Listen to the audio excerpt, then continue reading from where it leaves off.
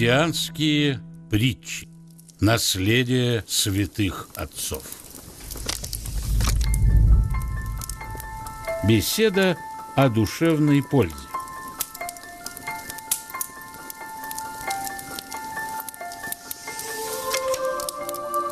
Когда Авва Аммой ходил в церковь, то не позволял ученику своему идти возле себя, а приказывал следовать издали. Если ученик приближался, чтобы спросить о чем-то, Аммой, дав ответ, немедленно отсылал от себя, говоря: